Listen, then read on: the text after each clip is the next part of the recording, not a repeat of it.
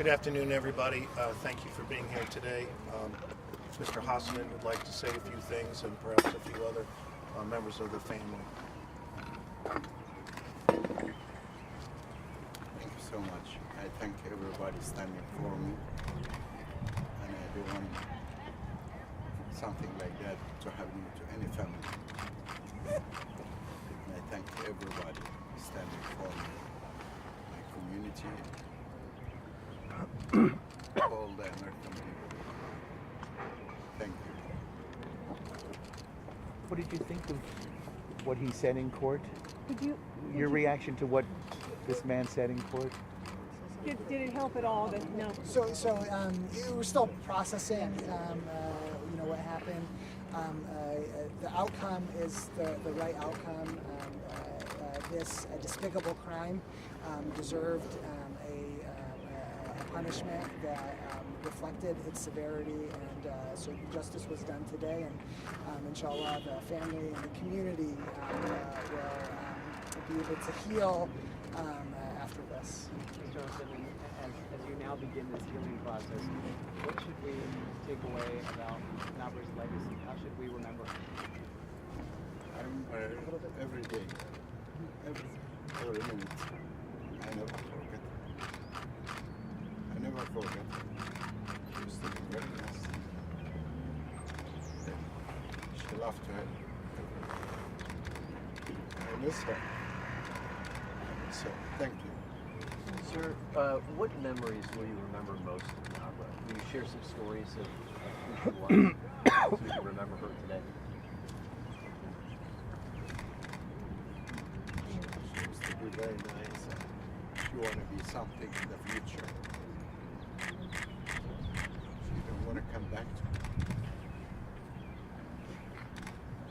She has many friends here today who loved her and talk about how wonderful she was to other people. She gave food to homeless people. She had such a good heart, didn't she? Yeah, she used to help a lot of people. Yeah. Would you be willing to talk about what you'd like to ask Mr. Martinez-Torres his provisions in the video? We're not going to speak to that today. Certainly, we need to know exactly why this happened. Can you spin around and I'm sorry, please, and start? We need to know exactly why this happened, and part of the way we find out exactly why this happened is by asking the killer himself why he did it. And so we intend to look at all of the evidence, some of which is still to be collected. Do you still believe that this may have been related to the fact she had a hijab on and was Muslim? We don't reach conclusions until we have all the evidence, and so a key piece is going to be what his explanation is for why he did what he did. Today, he expressed remorse for it, but we won't make a conclusion until all of the evidence is in.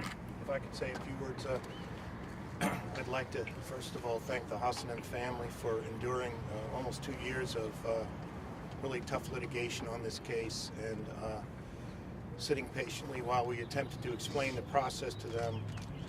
I'd like to thank the attorneys for CAIR who are here today, who worked side by side with us, not only to look at the question of possible Islamophobia, which they're still looking at, and we'll wait and see what the evidence is at the end, but for helping us with the family and providing us so much help in this case. The Fairfax County Police Department, Detective Steve Needles did a wonderful job. Detective John Vickery did a wonderful job in solving this case.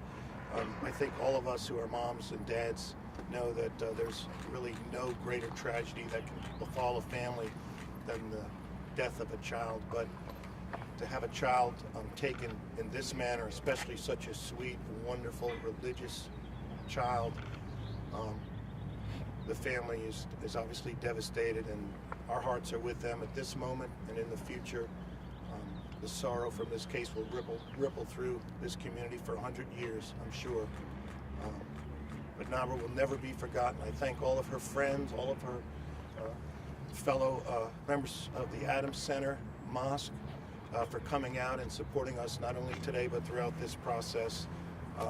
I do believe that in this instance, 4 life sentences without parole is the appropriate sentence. We did consult, obviously, with the Hassanen family.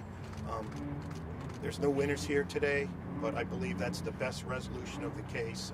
I will say the defense was very cooperative with us in supplying information about the defendant's background and matters that would have been litigated. As you know, in the press, there have been instances of reversals, 10 years after a conviction. This at least gives the family some finality, although it obviously doesn't end their grief, and nothing we can do ever will, but it puts this part of it to rest so they can concentrate on their rest of their family and their friends and their faith in God. Mr. Morrow, was there any reason why you didn't demand those answers from this man before today? He has a right to remain silent. We don't get to talk to defendants when they're represented. It's against the rules of ethics. We don't at this point have any evidence, that it was like an Islamophobic kind of attack, but CAIR will get their answers, and the defense is cooperative. So Part of the deal was that the family would have a right to talk to him, Right. Ask him questions. Right. When will that happen? The attorneys have agreed that it's at the convenience of the Hassanen family and the attorneys. I will say that something like this happens, we all want an answer. Like why, how, why such a beautiful child, innocent person like this, and I fear we'll never get answers to questions like that. There is simply evil in the world, and but if it helps the family, then they're going to do it, and I appreciate the attorneys allowing that because they really didn't have to. Mr. Moore, can you explain the sentencing? It's 8 counts. How many life sentences do they run concurrently, just so we can understand? Right. It's 4 counts of capital murder. In other words, I charged it under different theories. You have options, and as a prosecutor, you want to cover all the possibilities in case of a trial. So 4 life sentences without parole. I guess they run consecutive unless the judge says otherwise, but it sort of doesn't matter.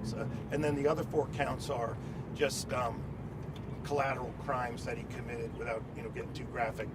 Just gave him the max on those cases as well, which is 4 additional life sentences. So he'll never get out of prison. Is there someone from the Adams Center in an authority position who could talk to how you explain to young people that sometimes awful things happen to good people, how they share that with their faith community? Well, I'm sure the imam can do that, and I know he will. And there've been a lot of supporters from our Muslim community here.